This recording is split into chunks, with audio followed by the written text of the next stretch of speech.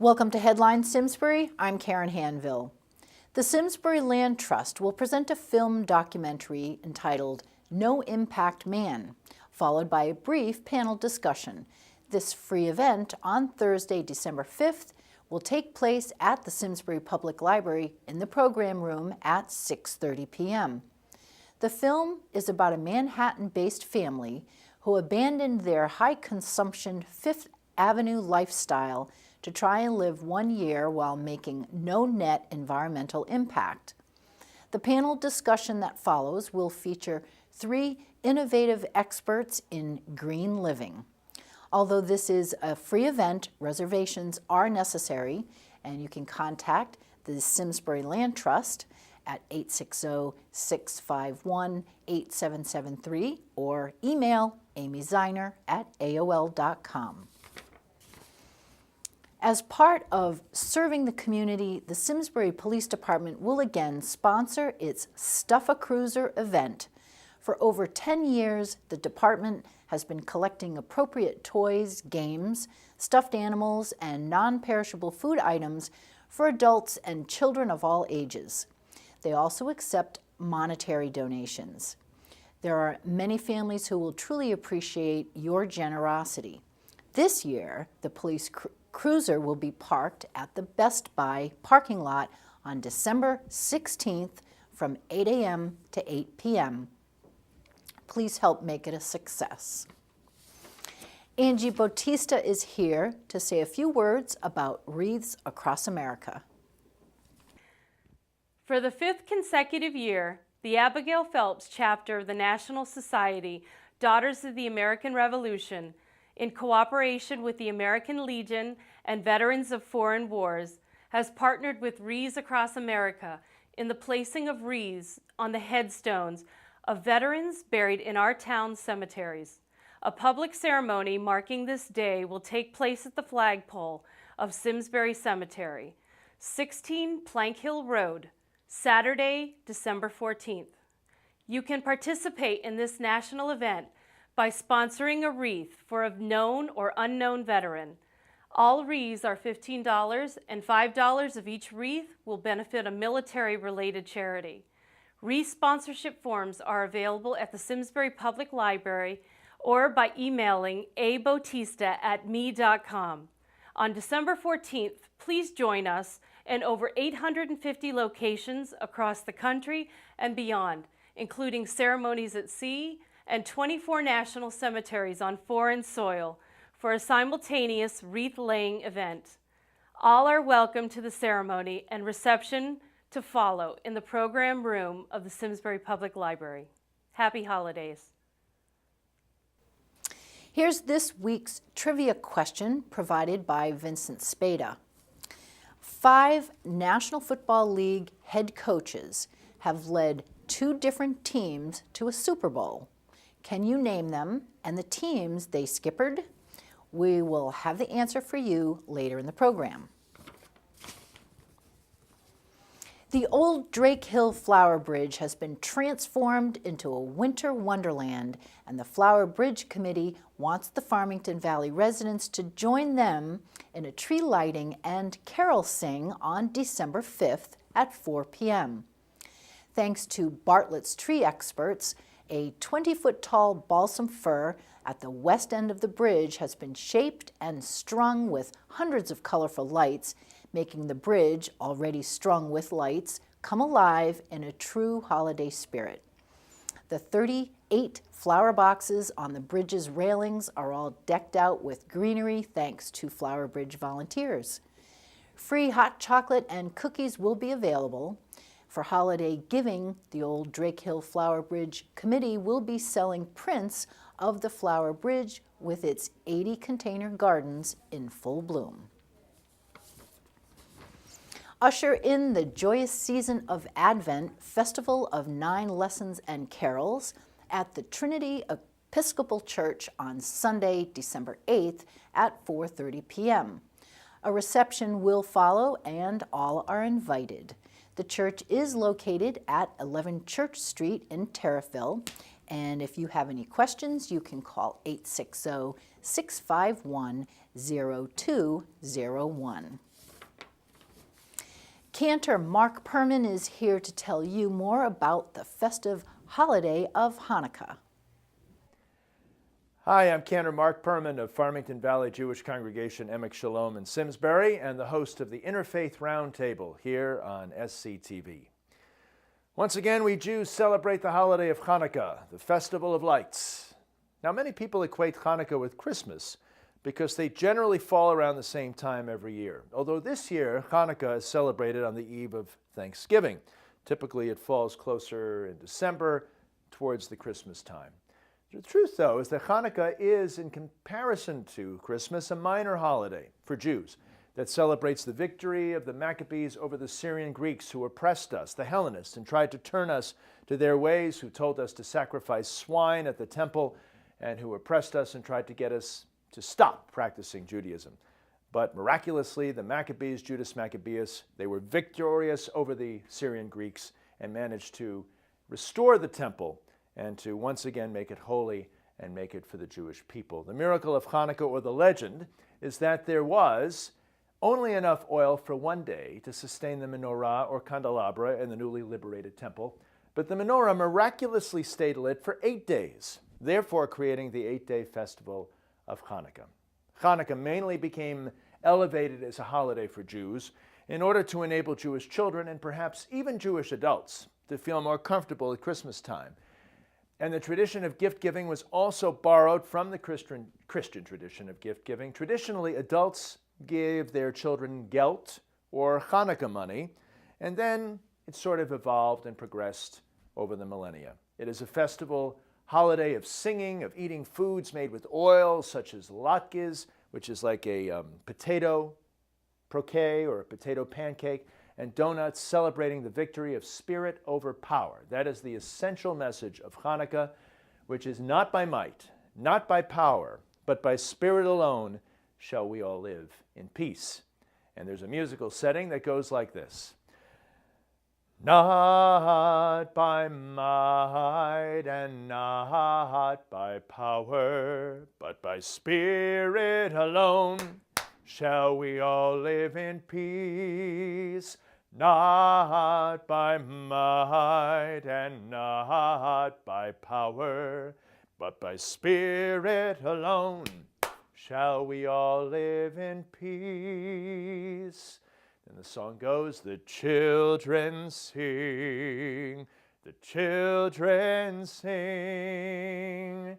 And it goes on from there. So you want to hear more, you can come to the synagogue sometime and hear all these beautiful Hanukkah songs. So we have here the Chanukiah, and it has 9 candle holders. Typically, we place the candles in from right to left, and then we light them from left to right. In the middle, we have the shamas, which is the guardian candle. We light that first, take that candle, and then light the others. So each night, we light an additional candle.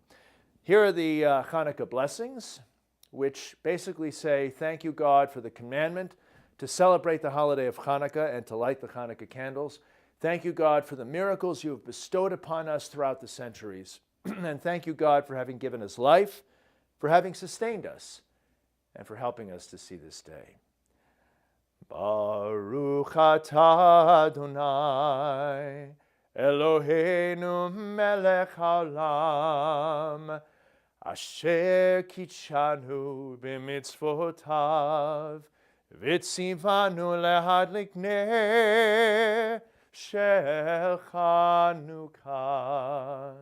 Baruch atah Adonai, Eloheinu melech haolam, she'asa nisim lavotenu, bayamim hahem bazman hazeh. And finally, the Shechianu, Baruch atah Adonai, Eloheinu melech haolam, shehecheanu v'kiyemanu v'higianu lazman hazeh. Everybody goes, Amen.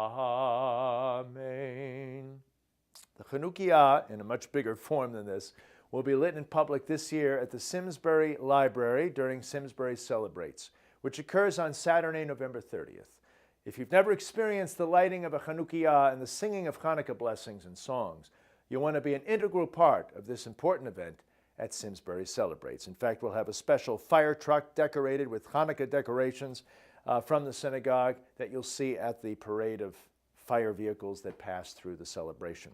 May you enjoy the holiday season and the coming of Thanksgiving and Hanukkah. May your holiday season be filled with light, with blessing, and most important, with peace. Shalom. I'm Cantor Mark Perman.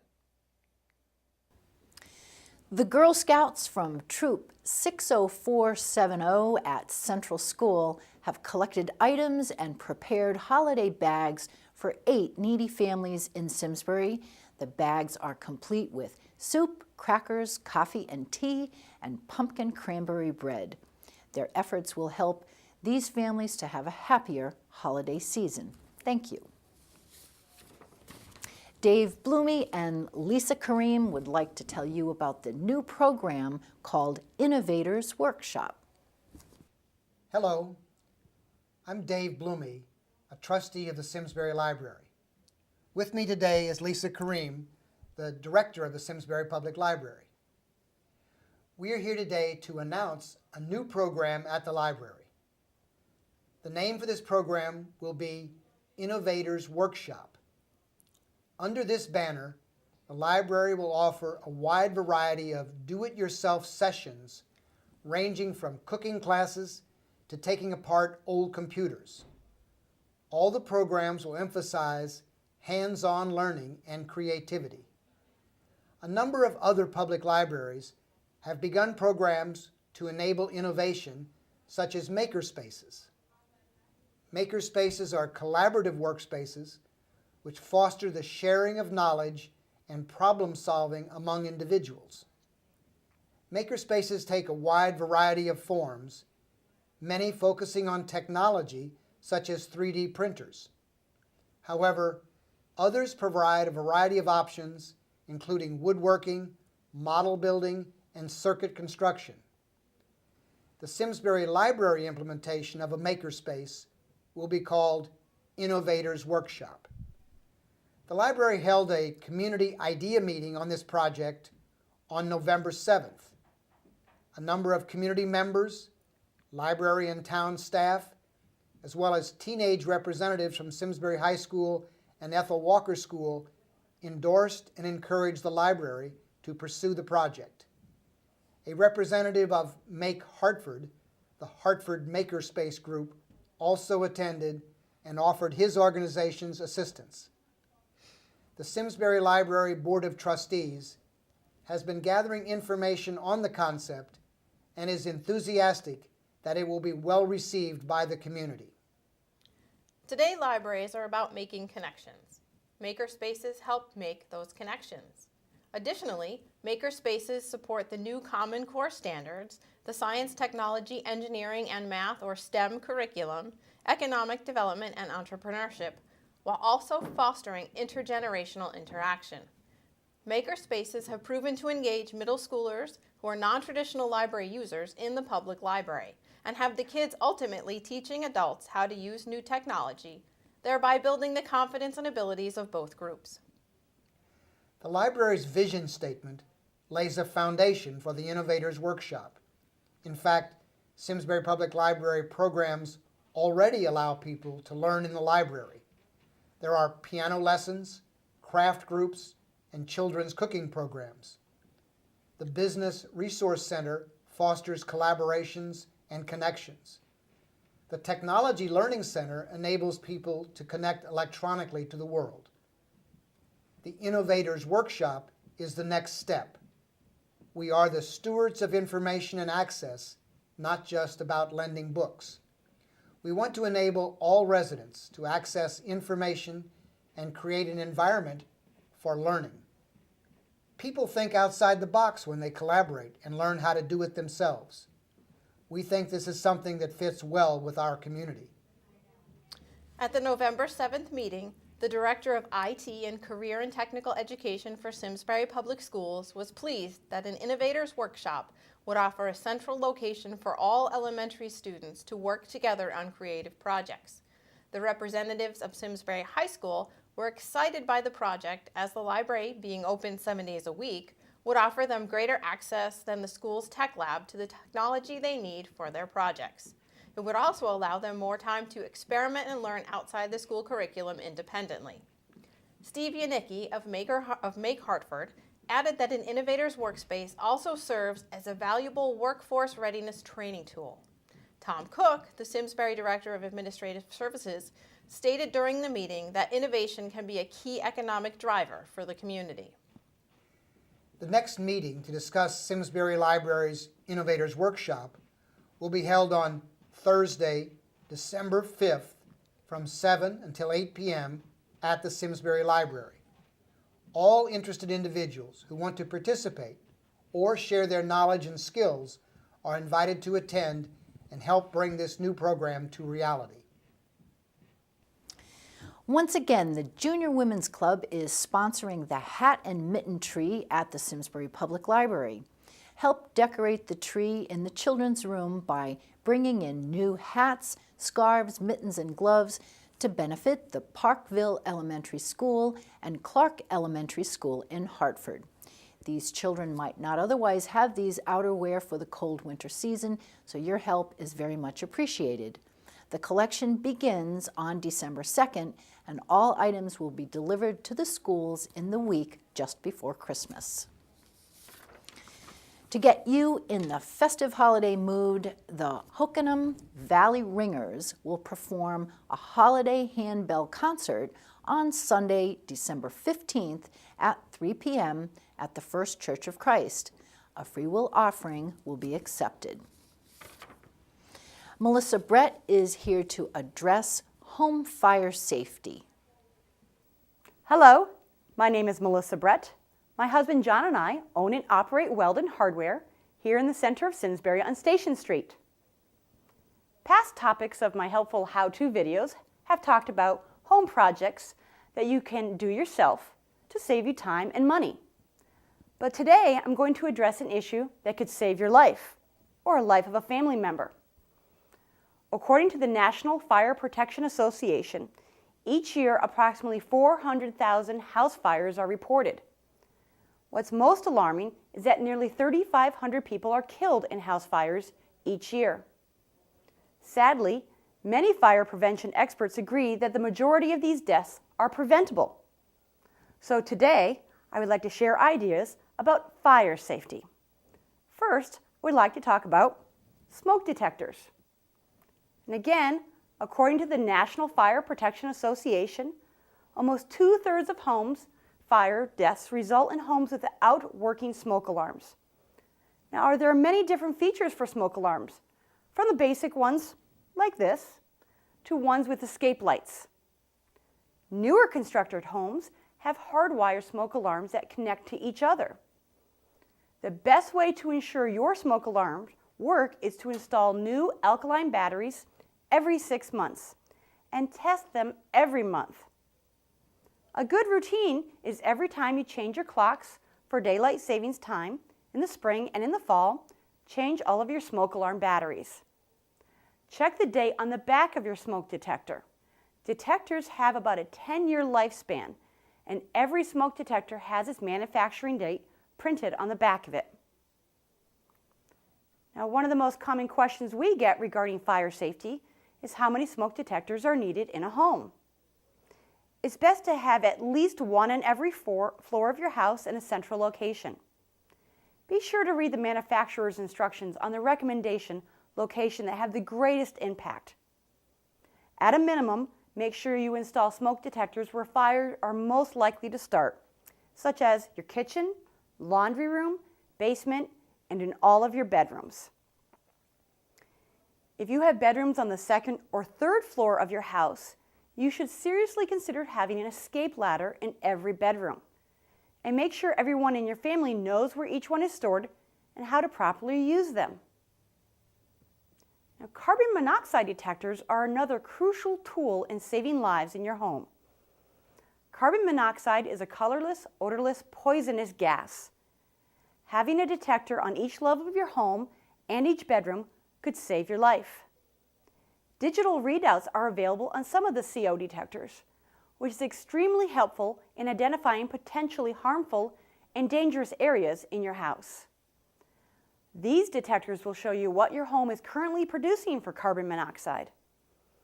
Homes can and normally safely average between 1 and 5 parts per million of carbon monoxide. Continuous exposure of 15 to 25 parts per million can make a person have consistent headaches or illnesses. An exposure of 25 parts per million or higher can be life-threatening. And if you have a wood or pellet stove, a carbon monoxide detector is crucial to have installed.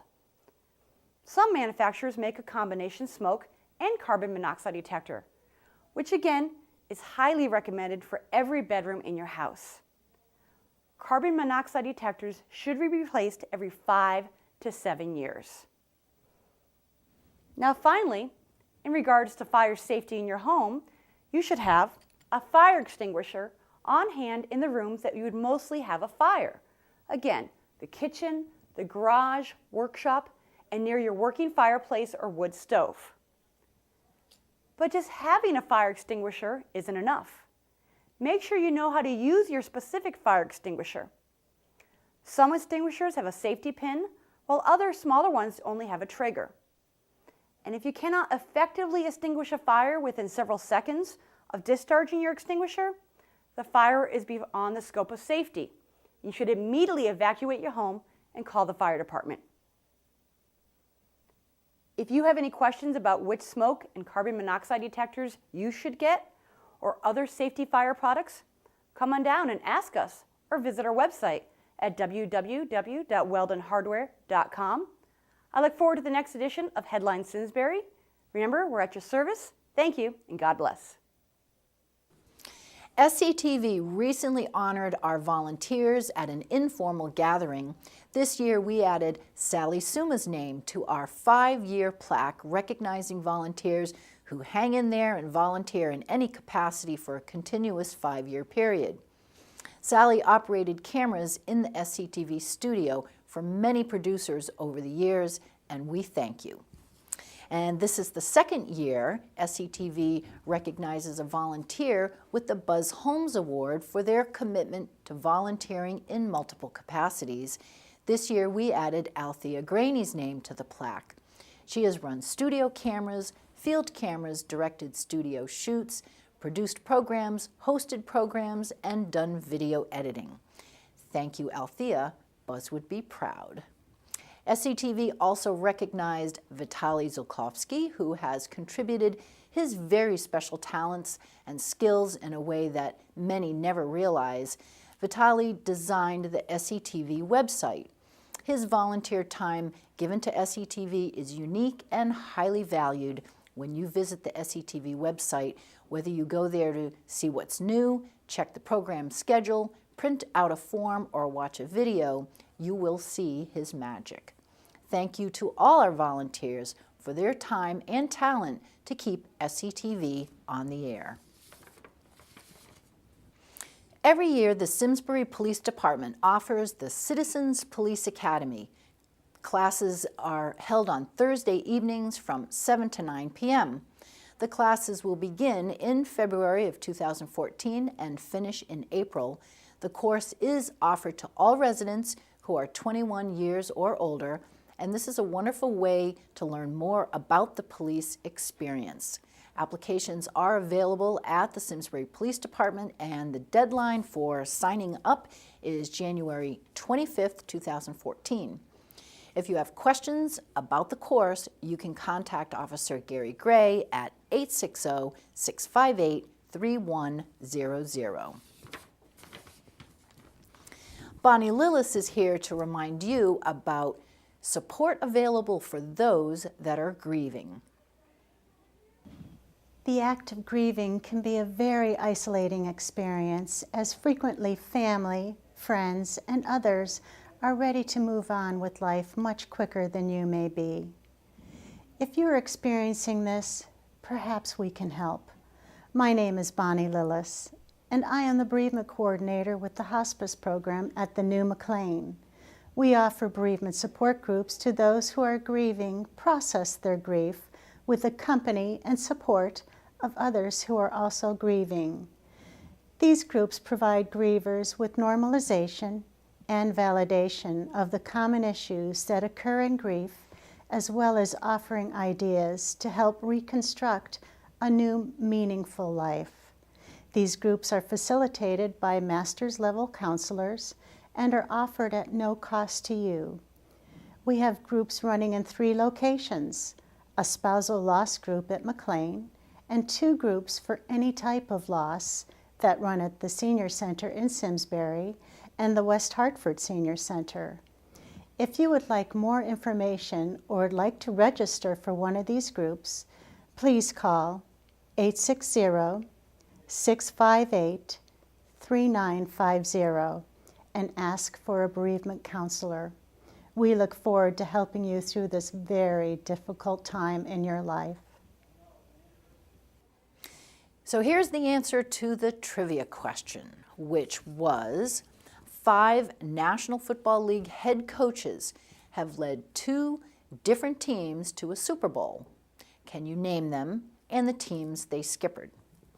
Well, the answer is Coach Don Shula with the Baltimore Colts and Miami Dolphins, Coach Dick Vermeil with the Philadelphia Eagles and the St. Louis Rams, Coach Dan Reeves with the Denver Broncos and Atlanta Falcons, and Coach Bill Parcells with the New York Giants and the New England Patriots, and Coach Mike Holmgren with the Green Bay Packers and Seattle Seahawks.